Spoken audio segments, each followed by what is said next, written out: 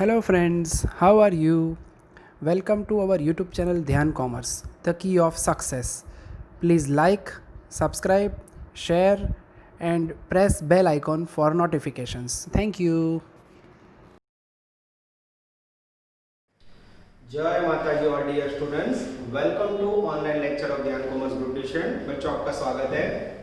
Unluckily बच्चों situation जो generate हुए गुजरात में, उसके कारण गवर्नमेंट ने कोरोना की पोजीशन को ध्यान में रखते हुए 23 नवंबर बच्चों जो ऑनलाइन क्लास ऑफलाइन में कन्वर्ट होने वाले थे उसे हमने कैंसिल कर दिया है।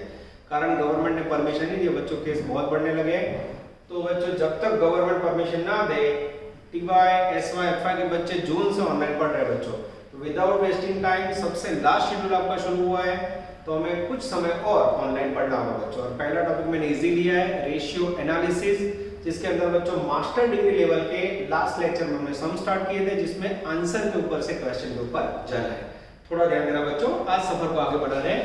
Page number 80 question number 9 bracket में इलस्ट्रेशन 13 सम नंबर 18। आप लोग बच्चों रेगुलर लेक्चर 11 बजे इश्यू हो जाएगा गुरुवार को, आप लोग उसे देखोगे।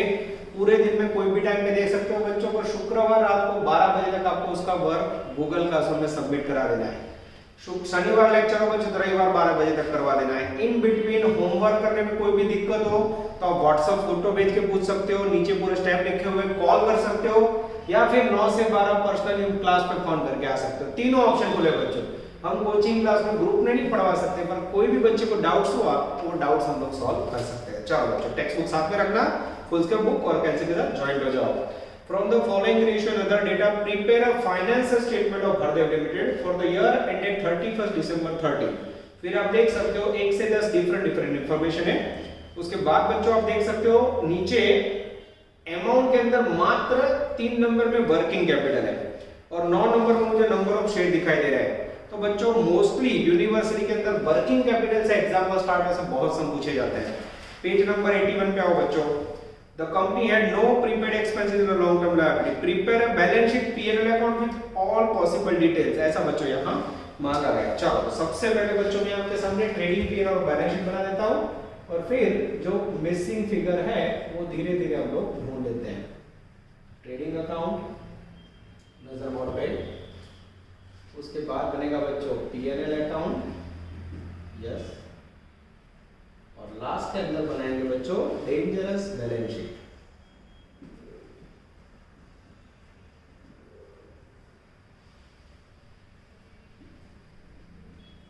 चलो बैलेंस शीट के अंदर बच्चों लायबिलिटी रुपीस माने असेट्स रुपीस, और इसके अंदर तो हमें पता ही है पर्टिकुलर रुपीस। चलो जो आप लोगों को भी एग्जाम के अंदर सबसे पहले एक पेज पे 3 बना देने। अब बच्चों मेरे पास एक एक स्टेप में बहुत सारा वर्क होगा, कई बार 8-8 9-9 पेज पे समझ आता है।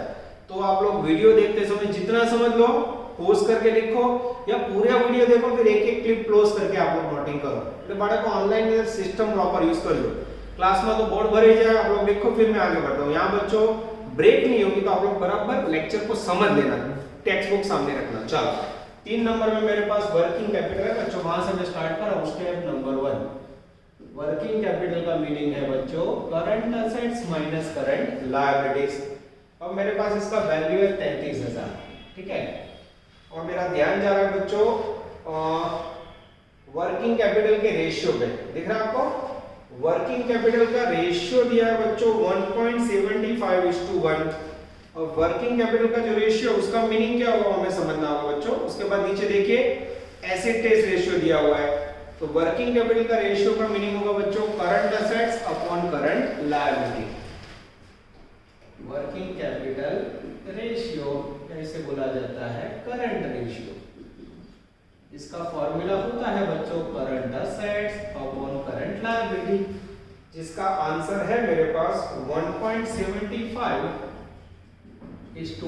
बराबर ध्यान से देखना, इसका मीनिंग होता है 1.75 ऊपर की वैल्यू 1 नीचे की। अब बच्चों मैं ऐसा करूं, ये दोनों वैल्यू को ऊपर रखूं तो पता चलेगा मुझे, ये प्रमाण में रखना, देखो 1.75 सामने 1। अब यहाँ 33,000 है बच्चों, 1.75 में से क्या है तो मुझे मिलेगा 0.75। 0.75 वर्किंग कैपिटल है 33,000 रुपीस तो 1.75 पे करंट असेट्स हाउ मच, जैसे आप करोगे बच्चों आपको करंट असेट्स का वैल्यू मिलने लगेगा। जैसे बच्चों मैं मल्टीप्लाई करूं, मेरे सामने मल्टीप्लिकेशन रेडी है बच्चों, अब मैं चेकिंग कर रहा हूं, मेरे पास जैसे पद रखूंगा करंट असेट्स की वैल्यू आएगी 77,000। टोटल के लिए बच्चों कोई पर्सन अवेलेबल है तो प्लीज आप लोग टोटल चेक करते रहना। सेकंड एरो 0.75 पे 33,000 वर्किंग कैपिटल, तो 1 पे करंट लायबिलिटी हाउ मच, जैसे आप पद रखोगे बच्चों 1 पे आपको करंट लायबिलिटी का वैल्यू मिलेगा। अब करंट लायबिलिटी का वैल्यू है बच्चों 44,000, यस ये लिखा। चलो उसके बाद बच्चों देखते जाना स्टेप नंबर 2। इतना याद रखना है बच्चों, जितने रेशियोज आपको आंसर में दिए हो ना वो सारे रेशियो यहाँ आपको यूज करने हैं। चलो उसके बाद है बच्चों एसिड टेस्ट रेशियो। अब एसिड टेस्ट रेशियो का फॉर्मूला याद है आपको, acid test ratio equal to quick या फिर liquid assets upon liquid liabilities. अब इसका आंसर है मेरे पास बच्चों 1.27:1। इसका मीनिंग होता है ऊपर की वैल्यू 1.27 एंड नीचे 1। चलो अब बच्चों मेरे पास लिक्विड लायबिलिटी का फॉर्मूला है current liability minus BOD. Current liability की वैल्यू है मेरे पास 44,000, जिसमें बीओडी की वैल्यू बच्चों टेक्स्ट बुक में नहीं है, तो लिक्विड लायबिलिटी हो गई 44,000। चेक कर ले बच्चों, चलो चेकिंग कर लेना जरूरी है, एकदम सही है बच्चों। अब मेरे पास 44,000 है, सामने उसका प्रमाण कितना है 1 पद रखूं, 1 लिक्विड लायबिलिटी पे 44,000 रुपीस, तो 1.27 पे लिक्विड एसेट्स हाउ मच, जैसे आप पद रखोगे बच्चों लिक्विड एसेट्स का आंसर आएगा आपके पास। मैं चेकिंग कर रहा हूं बच्चों, ध्यान देना, लिक्विड एसेट्स का आंसर है बच्चों आई थिंक 55,880। जैसे लिक्विड लिंक देखो बच्चों, वर्किंग कैपिटल के ऊपर से करंट एसेट लिया, करंट लायबिलिटी ली, एसिड टेस्ट रेशियो में से लिक्विड लायबिलिटी के ऊपर से लिक्विड एसेट्स ली। अब जैसे बच्चों liquid assets I, liquid assets का फॉर्मूला क्या है, current assets minus stock, link continue कर लियो 55,880। करंट एसेट्स है मेरे पास 77,000। अब बच्चों में डिफरेंस भी ये दोनों का, तो मुझे स्टॉक मिल जाएगा। चलो चेक करें बच्चों, तो स्टॉक की वैल्यू है लगभग 21,120। अब बच्चों मैं नीचे आंसर भी देख लेता हूं जिससे मुझे दुख ना हो। यस बच्चों 21,120 सही है, एकदम करेक्ट आ रहा है। चलो जैसे ही ढूंढा बच्चों, अब उसके बाद मुझे यूज करना है I think stock turnover ratio. देख लेते हैं बच्चों, चलो फर्स्ट हो गया, सेकंड हो गया, थर्ड हो गया। क्या यूज करते हो देखते हैं। 5 नंबर में इन्वेंटरी टर्नओवर रेशियो, ध्यान देना बच्चों, इन्वेंटरी टर्नओवर, उसका दूसरा मीनिंग क्या होता है, उसका दूसरा मीनिंग होता है बच्चों स्टॉक टर्नओवर, जिसका फॉर्मूला है COGS अपॉन एवरेज स्टॉक लेते हैं और सब में बोला है क्लोजिंग स्टॉक। तो जब सूचना दी हो बच्चों तो एवरेज स्टॉक वाला फॉर्मूला भूल जाना है। चलो अब मेरे पास स्टॉक टर्नओवर का आंसर है बच्चों आई थिंक 4 टाइम्स, यहां रखा 4, COGS में x और क्लोजिंग स्टॉक नोट है मैंने 21,120। अब x करेंगे बच्चों तो वैल्यू मिल जाएगी। यस बच्चों जैसे x करेंगे 84,480 मुझे COGS मिलेगा, ठीक है। चलो आगे जाए बच्चों। अब जैसे COGS है बच्चों, अब 1 नंबर यूज हो गया, 2 नंबर यूज हुआ, 3 नंबर यूज हुआ, मेरा ध्यान जा रहा है 6 नंबर में, 5 नंबर यूज हो गया GP रेशियो। तो आप सबको पता है जीपी का फॉर्मूला लिखना हो तो क्या होता है, सेल्स माइनस COGS। अब ये 60% है, जीपी रेशियो 60 है, हमेशा नियम रहता है बच्चों सेल 100 होता है, तो ये COGS कितना होगा 40% होगा। अब तीनों का रिलेशन है, यहाँ 40 पे वैल्यू कितनी है 84,480। अब मैं पद रखूं बच्चों 40 पे 84,480 तो 100 पे हाउ मच, 40 पे कितना तो 60 पे हाउ मच। जैसे हाउ मच करोगे बच्चों 1,26,720 आएगा यहाँ, ओके। 100% पे सेल आएगा बच्चों 2,11,200, ठीक है। ये हो गया बच्चों आपका सेल, COGS एंड जीपी। अब मुझे यहां बच्चों सेल लिखना है, मैं लिख सकता हूं, ये लिखा मैंने सेल, ढूंढा है 2,11,200, जितना मुझे मिला है बच्चों लिख देता हूं मैं। चलो ग्रॉस प्रॉफिट है मेरे पास जीपी। जीपी का वैल्यू बच्चों 1,26,720। उसके बाद closing stock, yes closing stock भी लिख सकते हैं बच्चों। क्लोजिंग स्टॉक की वैल्यू है मेरे पास 21,120। ठीक है बच्चों, ये इतना मैंने लिख दिया। उसके बाद बैलेंस शीट के अंदर भी मैं करंट असेट्स है, उसके अंदर स्टॉक लिख सकता हूं बच्चों। हाँ, स्टॉक है मेरे पास 21,120। अब करंट लायबिलिटी है बच्चों और लिक्विड लायबिलिटी एक है, तो उसको डायरेक्ट क्या लिखूं? यस, करंट लायबिलिटी, जिसकी वैल्यू है 44,000। उसके सिवा बच्चों बॉन्ड पे है, वो मैंने नोटिंग कर लिया है। अब क्या सीओजी सेल का यूज हो सकता है कहीं? हाँ, उसके बाद मुझे दिख रहा है डेब्ट कलेक्शन पीरियड। तो डेब्ट कलेक्शन पीरियड का यूज करना है बच्चों। डेब्ट कलेक्शन पीरियड का मीनिंग क्या होगा? डेटर कलेक्शन यानी डेब्टर रेशियो। फॉर्मूला है debtor plus BR upon credit sales into, अब इसके ब्रैकेट में बच्चों 8 नंबर में आप लोग 360 डेज लिख देना। छापा ना दी 360 डेज कर देना। तो सूचना हो तो 360 लेना है, सूचना ना हो तो दिवस 365। आंसर इसके इसका बच्चों 73 डेज ये लिखा। ऊपर डेटर में एक्स बिल्स रिसीवेबल नहीं हो गया, सीधा ना क्रेडिट सेल, ये जो सेल है बच्चों क्रेडिट सेल है, सीधा ना यहां 360। तो x बराबर 211,200 इनटू 73 अपॉन 360 करोगे तो x यानी डेटर रिसीवेबल। चेक कर लो बच्चों में। यस, जैसे बच्चों में डेब्ट कलेक्शन पीरियड का यूज करूंगा, डेटर मिलेंगे मुझे 42,240। 42,240। चलो अब बच्चों मैं आपके सामने जगह कर रहा हूं। 1 2 3 4 5 नंबर हमने यूज कर लिए नजर बोर्ड पे।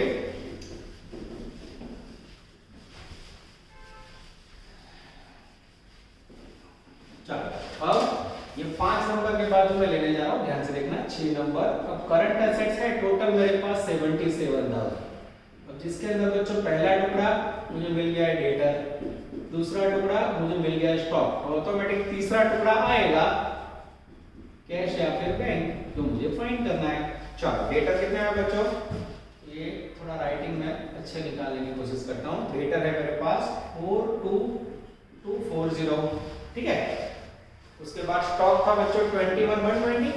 21,120। अब डिफरेंस निकालोगे बच्चों तो आपको मिल जाएगा 13,640 कैश बैलेंस। अब तीनों वैल्यू मुझे लिखनी हो तो लिख सकता हूं मैं। हाँ,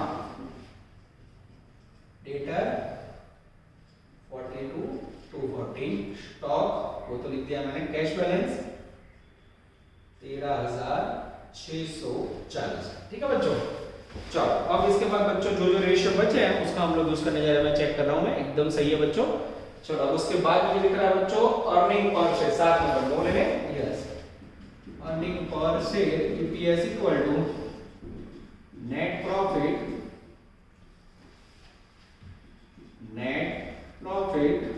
upon number of equity share. ठीक है।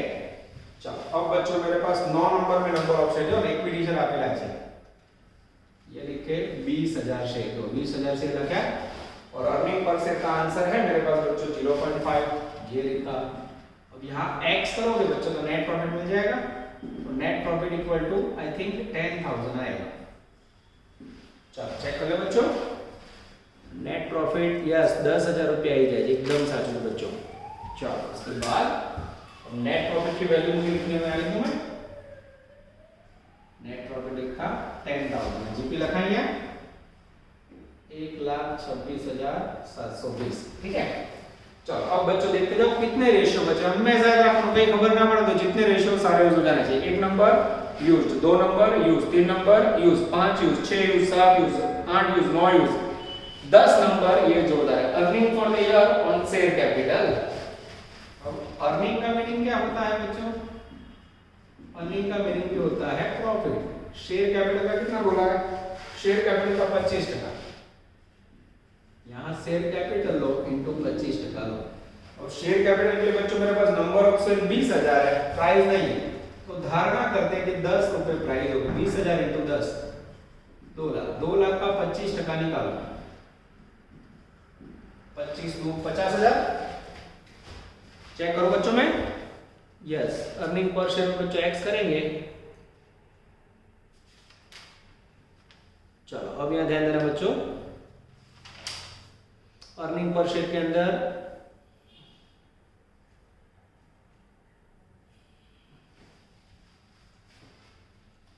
.5 बराबर था बच्चों अर्निंग पर शेयर में 50,000 का प्रॉफिट, यहाँ 10,000 आया बच्चों, यहाँ 50,000 आया। दोनों में फर्क क्या है वो हमें ढूंढना है, तो इसके लिए चेकिंग के लिए तो कोई डाउट है तो अभी दोनों आंसर आपका बच्चों लास्ट में हम लोग चेक कर लेंगे, ठीक है। चलो इसके बाद बचा बच्चों सबसे जोरदार रेशियो जो है fixed asset to share holder equity, fixed asset to share holder equity, this is very important. अब ये जो रेशियो है बच्चों उसका आप देख सकते हो 4 नंबर के अंदर वैल्यू है 0.625 इज टू 1, ठीक है। अब आंसर में भी हम लोग देख सकते हैं बच्चों, यस आई थिंक पूरा आंसर आ जाता है,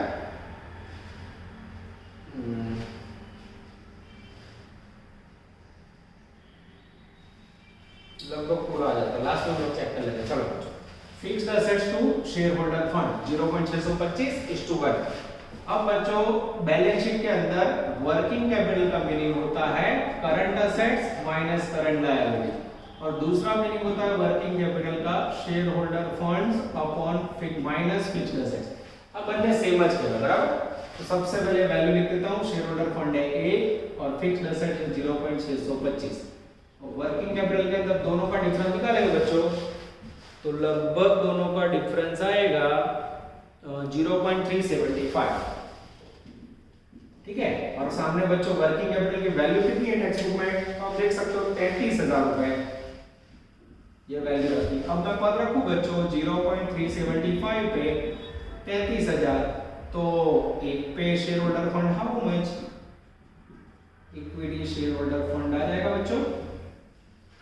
अब आप जैसे पद रखोगे तो एक रखोगे तो आपको शेयर होल्डर फंड मिलेगा बच्चों 88,000, ये लिखा, ठीक है।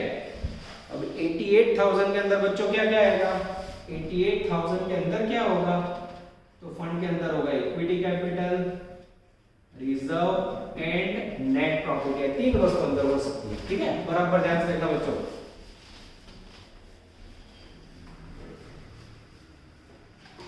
आगे जाए बच्चों, यस मैं आंसर चेक कर लेता हूं, एकदम सही है। अब इसके अंदर बच्चों आप नेट प्रॉफिट देख सकते हो, यहाँ 10,000, ये लिखा नेट प्रॉफिट 10,000। अब इक्विटी कैपिटल ध्यान से देखो बच्चों, अब इक्विटी कैपिटल के मेरे पास नंबर ऑफ शेयर 20,000 बच्चों, पर शेयर की प्राइस अवेलेबल नहीं है, पूरे समय में कोई प्राइस है, प्राइस कहीं भी अवेलेबल नहीं है। मैं आंसर चेक करूं तो आंसर में भी बच्चों नेट प्रॉफिट 10,000 लिया है और कैपिटल 40,000 लिया है। ये कैसे ढूंढा होगा, तो बच्चों सिंपल ये जो मैंने फार्मूला यूज किया ना, सही में ये सही है, कारण यहाँ प्राइस नहीं थी इसलिए मैंने 10 रुपए घटाया है, पर ये जो मैंने आंसर किया बच्चों उसको उन्होंने साउथ गुजरात में अलग तरीके से प्रेजेंट किया, तो 8 नंबर जानबूझ के देती थी, अब उसको मैं चेंज कर रहा हूं, ध्यान से देखना। अब ये आपको अर्निंग या प्रॉफिट है ना, नेट प्रॉफिट 10,000 उसके ऊपर से फाइंड करना है, बराबर ध्यान से देखना। Earning of the year on share capital है 25%, इसको कैसे लिखता हूं मैं 10 नंबर में, earning on share capital equal to net profit upon share capital into 100। अब बच्चों यहां मेरे पास नेट प्रॉफिट 10,000 आ गया ऊपर, उसको इन्होंने यहां रखा है। शेयर कैपिटल की वैल्यू वो भी है पर उसे x ले लो बच्चों इनटू 100, और ये आंसर यहां 25% है, तो x बराबर क्या होगा 10,000 इनटू 100 अपॉन 25। जैसे आप करोगे बच्चों x की वैल्यू आएगी 40,000 रुपए, दिस इज वेरी इंपॉर्टेंट। अब प्रश्न में x आया तो मैं शेयर कैपिटल 50,000 लगी बच्चों, ये भी मैंने सही किया है, और यहाँ शेयर की प्राइस नहीं थी बच्चों, वो दिक्कत है। तो ऐसा हो सकता है उन्होंने शेयर की प्राइस कम ली हो बच्चों, ठीक है।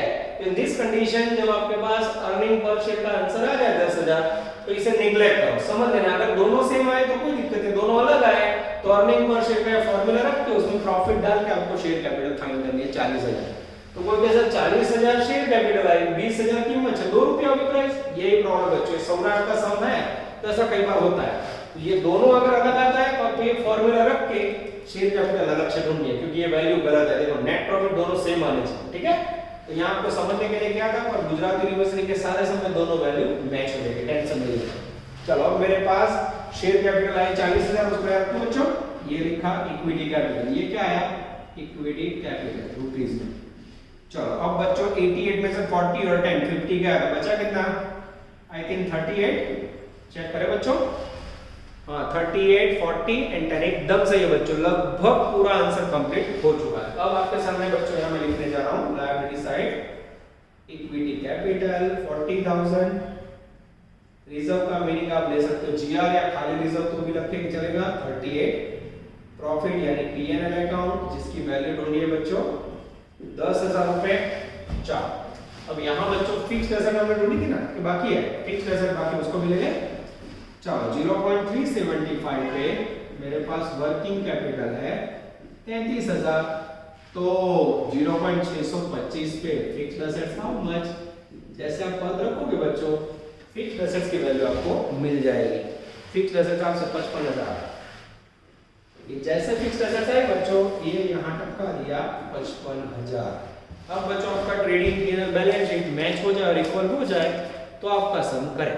चलो यहाँ आ जाए बच्चों, अब यहाँ मेरे पास सेल्स है, क्लोजिंग स्टॉक है, जीपी है, अब मेरे पास ओपनिंग स्टॉक नहीं है, तो जब इंफॉर्मेशन ना हो तो धारणा करो क्लोजिंग स्टॉक से ओपनिंग धारणा करो, जीरो ना रखो, ओके, ये दोनों सेम होंगे धारणा 21 120। अब बच्चों क्रेडिट साइड का टोटल करो, मेरे पास में नोटबुक है जिसमें से मैं टोटल लिख रहा हूं 232 320, 232 320। जैसे डिफरेंस लोगे बच्चों आपको मिल जाएगा डेंजरस परचेज, और परचेज की वैल्यू लगभग आएगी बच्चों 8448। और जो बड़ा बाजे कंफ्यूजन तो कोई टेंशन नहीं था, बहुत बड़ा दाखला है, हमको मास्टर वर्ड ऐसे नहीं लगता बच्चों, जो ओपनिंग परचेज और क्लोजिंग आ त्रण ना रखो बच्चों, तो उसकी जगह पे आप सीओजीएस लिखो, ढूंढी चला आपको पता है सीओजीएस था 84 और 80, ये दोनों निकाल दो चलेगा नहीं। सीओजीएस નો मतलब opening plus purchase minus closing, તો જ્યારે ઓપનિંગ સ્ટોક ના આપે બાળકો અને પરચેઝ નું બધું ના લખો તો સીધું सीओजीएस લખી નાખો તો એ જવાબ મેચ થઈ જશે, કારણ जीपी तो आपके पास फिक्स है। चलो अब बच्चों इसे बंद करें, 126 720, 126 720, उसमें से 10,000 लेस करो बच्चों तो आपको मिल जाएगा आई थिंक ऑपरेटिंग एक्सपेंस 116 720। ये क्या मिला ऑपरेटिंग एक्सपेंसेस, ऑपरेटिंग एक्सपेंस यानी रूटीन एक्सपेंडिचर, सैलरी, डेप्रिसिएशन, पता नहीं है क्या है। चलो इसके बाद बच्चों अब अगर आपका बैलेंस शीट इक्वल हो जाए तो सम करेक्ट मैं चेक कर लूं 40 38 10 44 कितना टोटल होगा बच्चों 1 लाख से 32। आई थिंक मैं आंसर देख लूं, आंसर के अंदर टोटल मैच हो रहा है कि नहीं बैलेंस शीट का, आई थिंक सही है 132 एकदम सही है बच्चों। सेम इस साइड देख लो आप लोग 132 मैच हो रहा है और लगभग हो जाता है। ये हुआ बच्चों आपका सम नंबर 9, मोस्ट टाइमली सम कहते हैं 14 मार्क वैल्यू बच्चों। जितना आप लोग प्रैक्टिस करोगे उतना आपका कॉन्फिडेंस गेन होता जाएगा। तो आपको पता है कि टीवाई विक्रम में तो आपने पीएनएल बैलेंस शीट बना के रेशियो काउंट करना सीखा है, कमेंट आती है। तो अगर मैं टीचर हूं बच्चों मुझे पेपर निकालना हो भले बीकॉम का पोर्शन अंदर रखा हो, पर सही में इस प्रकार के क्वेश्चन आने के चांसेस बहुत ज्यादा है। इसके बाद लेने जा रहे बच्चे को और क्वेश्चन जिसमें आपका कॉन्फिडेंस गेन हो जाएगा। चलो बच्चों फुल क्वेश्चन एक करने के बाद दूसरा क्वेश्चन हम लोग लेने जा रहे हैं खाली बैलेंस शीट से जुड़ा हुआ सम नंबर 11 इलस्ट्रेशन से टू पेज नंबर 83। अब बच्चों बैलेंस शीट 2013 एक्ट वाले भी परमिसिबल है और ये भी चलेगी, ठीक है, क्योंकि सिलेबस के अंदर क्लैरिटी नहीं है। बुक में भी आपने देखा होगा टी से बैलेंस शीट, आप जरा भी टेंशन नहीं लो, बने आता हम लोग दोनों फॉर्मेट याद रखेंगे, ठीक है। चलो मैं रीडिंग स्टार्ट कर रहा हूं बच्चों, page number 83। From the following information you are required to prepare a balance sheet. First current ratio, second liquid ratio, third stock turnover ratio, fourth GP ratio, debtor collection period, reserve and surplus, turnover to fixed assets. ऐसे 10 point है बच्चों, हमेशा याद रखो balance sheet prepare करनी हो तो सम कहां से स्टार्ट करोगे, मेन प्रॉब्लम रेशियो में था बच्चों, स्टार्टिंग प्रॉब्लम। तो स्टार्ट करना है अमाउंट से, किसकी अमाउंट है, लास्ट सम में वर्किंग कैपिटल था, इसके अंदर सेल्स है। चलो बच्चों मैं स्टार्ट कर रहा हूं नजर बोर्ड पे। सबसे पहले बच्चों सेल्स अवेलेबल है, सेल्स अवेलेबल हो तो मुझे ऐसा लग रहा है जीपी रेशियो होना चाहिए, yes, GP ratio equal to या जीपी इक्वल टू ऐसा लिखते हैं बच्चों, फार्मूला यूज नहीं करते हमें, ये इसकी आदत है, मार्जिन में हमने ये यूज किया था, ठीक है। तो जीपी रेशियो का आंसर है मेरे पास 25%। सेल है मेरे पास 100%, तो ऑटोमेटिक 25 और 100 का डिफरेंस निकालो 75%। ठीक है, अब मेरे पास बच्चों सेल की वैल्यू कितनी है 6 लाख रुपए, ये लिखा।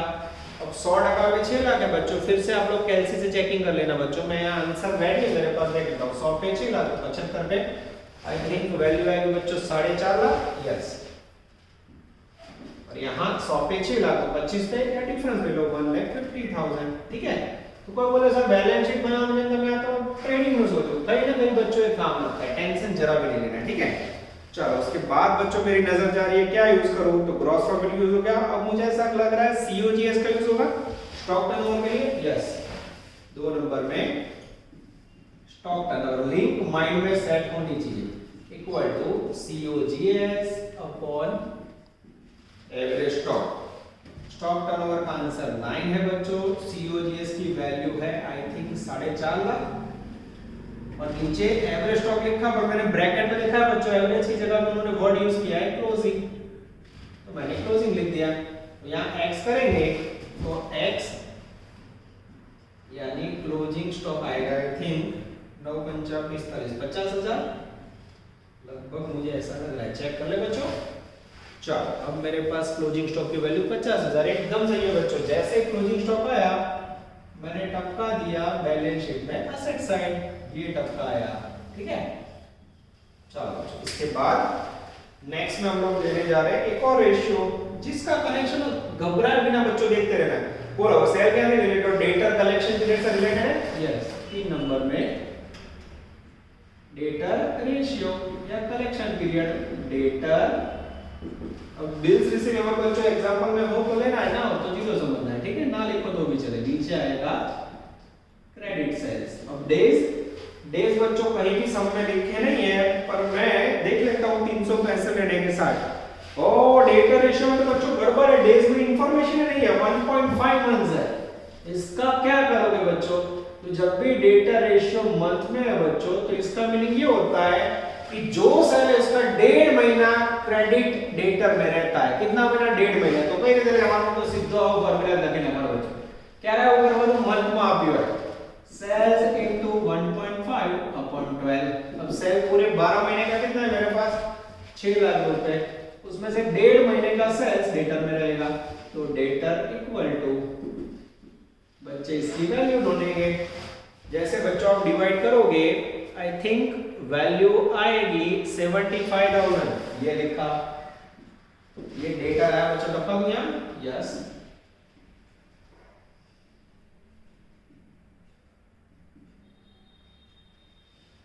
डेटर 75,000। ठीक है, चलो अब बच्चों डेटर या सेल से रिलेटेड और कोई रेशियो चेक करें। हाँ, टर्नओवर टू फिक्स्ड एसेट्स, इसका मीनिंग आप लोगों ने बीकॉम में नहीं देखा है। टर्नओवर टू फिक्स्ड एसेट्स का मीनिंग होता है सेल्स। अब इसका रेशियो क्या है बच्चों, तो उसका आंसर है मेरे पास 1.6। हम में क्या रखो, पहली जो रकम होती है बच्चों पहले में लगता है, पीछे बाय डिफॉल्ट 1 लगे। ठीक है, अब मुझे बताओ 1.6 वैल्यू यहां रखे और पीछे बाय डिफॉल्ट 1 आए। अब ये 1.6 पे मेरे पास सेल्स कितना है 6 लाख है। अब मैं पद रखूं 1.6 पे मेरे पास सेल्स की वैल्यू कितनी है बच्चों 6 लाख, तो 1 पे फिक्स्ड एसेट्स हाउ मच, ये फिक्स्ड एसेट्स की वैल्यू आई बच्चों। जैसे मैंने पद रखा मेरे पास फिक्स्ड एसेट्स की वैल्यू आई 3,75,000। ये फिक्स्ड एसेट्स है तो बच्चों, हाँ ये लिखा, एक एक वैल्यू बच्चों ढूंढते जाओ लिखते जाओ। चलो इसके बाद आगे बढ़े 5 नंबर में बच्चों थोड़ा डिफरेंस हमें है। उसके बाद है मेरे पास I think fixed assets to net worth. चलो fixed assets to net worth, net worth का मीनिंग होता है बच्चों शेयर होल्डर फंड या इक्विटी शेयर होल्डर फंड। ठीक है, चलो इसका आंसर है मेरे पास 1.25। तो इसमें भी क्या नियम है बच्चों 1.25 पहले में लगेगा, पीछे बाय डिफॉल्ट 1। अब दो बार को तुम्हारे याद रखना पड़ेगा, सिस्टम से काम करना पड़ेगा। अब 1.25 फिक्स्ड एसेट्स है, सामने आपके पास वैल्यू कितनी है, दोनों को ज्वाइंट मारो।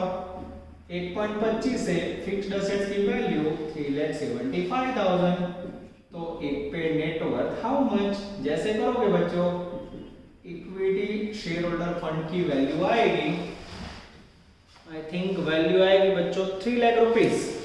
चेक कर लेना आपको वैल्यू में कोई गड़बड़ ना हो। ये 3 लाख के अंदर बच्चों क्या क्या होता है, तो इसके अंदर इक्विटी कैपिटल, फिर रिजर्व और कई बार होता है नेट प्रॉफिट। ठीक है, अगर अवेलेबल हो तो, ना हो तो बच्चों नेट प्रॉफिट निकाल देना है। अब मुझे ये वैल्यू निकालनी हो बच्चों, तो उसके लिए क्या करूं, मुझे ऐसा लग रहा है मैं आगे जाऊं 6 नंबर में। यस, ध्यान से देखिए। अब मेरे पास उसके नीचे बच्चों reserve and surplus to capital, बराबर ध्यान से देखना, थोड़ा ऑफर समझ। Reserve and surplus to capital. ठीक है, अब इसका आंसर है बच्चों मेरे पास 0.2, तो पीछे बाय डिफॉल्ट क्या लगेगा, पीछे कैपिटल में लगेगा 1। ठीक है, और मेरे पास ये 0.2 और ये 1 है, टोटल कितना हुआ 1.2 हुआ, टोटल 1.2 है बच्चों। या प्रॉफिट नहीं होगा, रिजर्व सरप्लस कंबाइंड लेना है, सूचना नहीं है क्योंकि बैलेंस शीट ड्रॉ करनी है, पीएनएल नहीं है। तो अब ये जो बच्चों रिजर्व एंड सरप्लस का टोटल है 1.20, सामने फंड कितना है मेरे पास, और रखो 1.20 पे 3 लाख रुपीस, तो 1 पे कैपिटल हाउ मच, जैसे आप पद रखोगे बच्चों इक्विटी कैपिटल की वैल्यू आ जाएगी। आई थिंक इक्विटी कैपिटल की वैल्यू आएगी 2.5 लाख रुपए, ये लिखा, ये 2.5 लाख रुपए यहाँ रखे बच्चों। ठीक है, 3 लाख में से 2.5 लाख है तो रिजर्व कितना होगा, एग्जैक्टली 50,000 रुपए। जैसे मिला बच्चों, बैलेंस शीट में टपका दूं, yes, liability side equity capital 2.5 lakh और उसके बाद रिजर्व की वैल्यू 50,000। अब आप देख सकते हो बच्चों लगभग पूरा वर्ड बन चुका है। आप लोग वीडियो देखने के बाद इसको पॉज करके जूम कर देना। मेरे बच्चों तो अक्षर बच्चों छोटे पर मैं ईमानदारी आपको बताएगा, तो कहीं भी आपको छोटा लगे तो जूम करके वीडियो देख लेना। ठीक है, इसको निकाल दो, इधर बच्चों।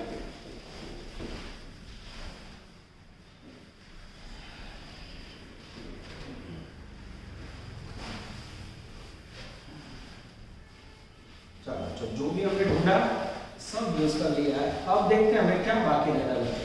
नजर बोर्ड पे body fix word continue, class में तो मैं बॉडी फिक्स करवाता हूँ, आशा रखते हैं कि आप लोग घर पे भी बॉडी फिक्स करते होंगे। ठीक है, चलो बच्चों यहाँ तक तो सब कुछ आ गया है। यस, अब इसके बाद बच्चों नेक्स्ट पॉइंट है आई थिंक 5, 6 नंबर का 7 नंबर, कैपिटल गियरिंग रेशियो। इसका फॉर्मूला है preference share capital plus debenture upon equity capital. FIBC लिखते हैं बच्चों, एफआईबीसी की जगह पे डायरेक्ट लिखा मैंने preference share capital plus debenture. चलो अब बच्चों उसका आंसर है 0.6 और ये जो पीछे बाय डिफॉल्ट क्या लगेगा 1, 0.6 हमेशा ऊपर की वैल्यू नीचे की 1।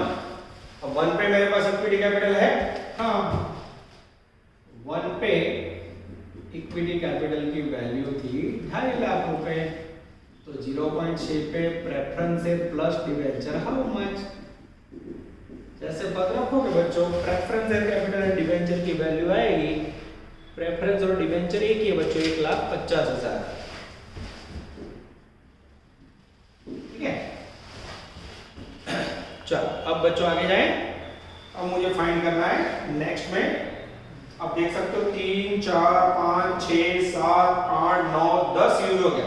अब मुझे चाहिए बच्चों करंट रेशियो 8 नंबर में।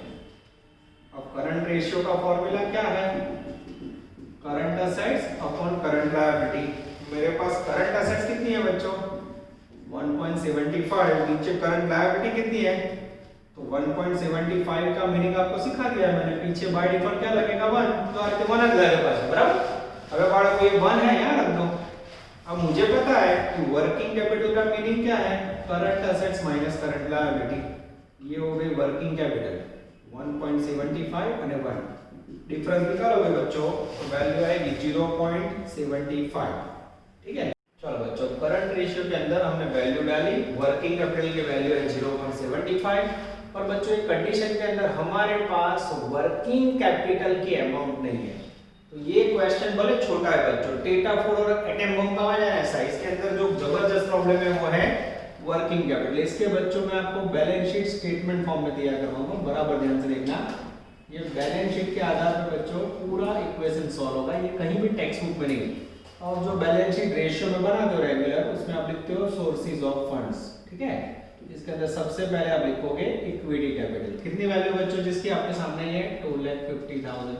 उसके बाद लिखोगे रिजर्व, रिजर्व में कितनी वैल्यू है 50,000। उसके बाद इसमें क्या आएगा बच्चों preference and capital and debenture जो आपने कंबाइंड लिया है। यस ये रहा, क्या डिवेंचर लिखो तो भी चलेगा 1,50,000। इसमें हम बच्चों खाली डिवेंचर कर दोगे तो भी चलेगा, ठीक है, क्योंकि प्रेफरेंस एंड कैपिटल का वैल्यू नहीं है, ऐसी धारणा करते हैं।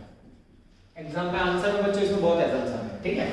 चलो यहाँ पे बच्चों में खाली डिवेंचर कर देता हूँ। ये साइड में टोटल कितना होगा 2.5 और 1 3 3 4.5 लाख होगा।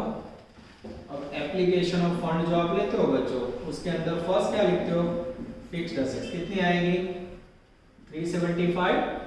फिर सेकंड क्या लिखते हो बच्चों वर्किंग कैपिटल जिसमें करंट एसेट्स और करंट लायबिलिटी का डिफरेंस। अब ये दो वैल्यू नहीं है। अब मुझे पता है बच्चों बैलेंस शीट का फर्स्ट टोटल 4.5 लाख है तो सेकंड भी कितना होगा मित्र 4.5 लाख होगा।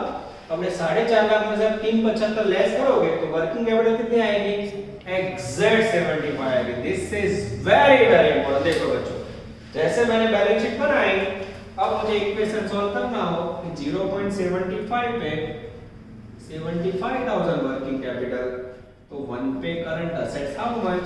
जैसे कॉल रखूंगा बच्चों मुझे करंट असेट्स का वैल्यू मिलेगा 175। चलो बच्चों जो करंट असेट्स 1,75,000 है 8 नंबर के अंदर करंट असेट्स 1,75,000 जिसके अंदर हम 3 पार्ट करेंगे। ऑलरेडी डेटर अवेलेबल है बच्चों, आई थिंक क्लोजिंग स्टॉक भी अवेलेबल है और यहाँ मुझे कैश एंड बैंक नोट ना जो डिफरेंस में मिल जाएगा। अब बच्चों डेटर जो हमने आगे ढूंढ के रखे हैं वो डेटर की वैल्यू थी 75,000। यस ये लिखा। स्टॉक की वैल्यू ये रही बच्चों 50,000 यहाँ से ले लें। अब एक 75 में से एक 25 गया तो बचा कितना आई थिंक 50,000 आएगा। ये जैसे आया कैश और बैंक बैलेंस शीट में टपका दिया मैंने 50,000। चलो इसके बाद बच्चों क्या बचा आगे देख लें। अब यहाँ मुझे प्रेफरेंस एरिया डिवेंचर लिखना हो तो चलेगा। यस डिवेंचर वैल्यू कितनी थी 1,50,000। अभी भी बच्चों मेरे पास लिक्विड रेशियो का फॉर्मूला बचा हुआ है। लिक्विड रेशियो का फॉर्मूला यूज करेंगे बच्चों तो मुझे एक्स्ट्रा मिल जाएगा। यस ये यहाँ ले लेते हैं। चलो 9 नंबर के अंदर है लिक्विड रेशियो जिसका फॉर्मूला है liquid assets upon liquid liability. इसका आंसर है मेरे पास 1.25 पीछे लगेगा 1:1। यस अब ये ऊपर आएगा 1.5 नीचे आएगा 1, ठीक है। चलो अब मुझे करंट लायबिलिटी ढूंढने तो भी ढूंढ सकता हूँ। यहाँ करंट लायबिलिटी रहेगी बच्चों सबसे पहले उसे ले लें। यस देखो 0.75 वर्किंग कैपिटल है 75,000 तो करंट लायबिलिटी कितनी थी बच्चों 1 पे हाउ मच कर दो। यस तो मुझे करंट लायबिलिटी मिल जाएगी। जैसे बच्चे आप रखोगे करंट लायबिलिटी आएगी 1 लाख, ठीक है ये हो गया। चलो अब बच्चों लिक्विड लायबिलिटी का फॉर्मूला क्या है। लिक्विड लायबिलिटी का फॉर्मूला है current liability minus BOD. Liquid asset तो मेरे पास डेटर स्टॉक आ गई और मेरे पास करंट लायबिलिटी की वैल्यू है 1 लाख। और मैं एग्जांपल चेक करता हूं क्या मेरे पास बीओडी है। मेरे पास बीओडी है नहीं बच्चों। बीओडी अवेलेबल ना हो तो मेरे ख्याल से इससे फर्क ही नहीं पड़ेगा तो ये 0 कर दो तो लिक्विड लायबिलिटी भी हो गई 1 लाख। यूजलेस थिंग हुई बच्चों पर आपको यूज करना था इसमें मैंने सिखा दिया। अब यहाँ करंट लायबिलिटी 1 लाख रुपए लिख देते हैं। अब बच्चों अगर इसका टोटल मैच हो जाता है तो सम करें। टोटल करिए तो 3 लाख 3 और 1 4 5,50,000 टोटल था। सेट साइड જોઈએ और 375 प्लस 50 4 25 75 5 लाख 550 हो गया। अब बच्चों बैलेंस शीट जो मैंने बनाई है वो टी शेप है। अब सही में नियम क्या है 2013 एक्ट आ चुका है तो आपके सामने मैं वो भी ले लेता हूँ, ठीक है जिससे दुख ना हो। ये बनाए उसके जैसा बना देते हैं देखते हैं।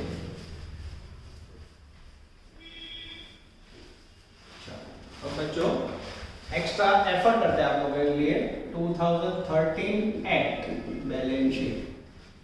उसमें क्या होता है देखते जाओ। सबसे पहले लिखना पड़ता है बच्चों इक्विटी एंड लायबिलिटीज नजर बोर्ड पे। चलो उसके अंदर 1 नंबर में आएगा बच्चों शेयर होल्डर फंड्स। इसमें से ही कॉपी करना है, ठीक है। चलो शेयर होल्डर फंड के अंदर क्या आएगा बच्चों सबसे पहले आएगा ए इक्विटी कैपिटल वैल्यू है 2,50,000। बी में आएगा रिजर्व एंड सरप्लस जिसकी वैल्यू है बच्चों 50,000। चलो उसके बाद 2 नंबर में आएगा हेडिंग बच्चों नॉन करंट लायबिलिटीज, जिसके अंदर आएगा डेंजरस डिवेंचर। आ रीते हेडिंग वाइज लखવું પડે बच्चों। और 3 नंबर में आएगा करंट लायबिलिटीज, जिसके अंदर सीधी वैल्यू लिखेंगे 1 लाख।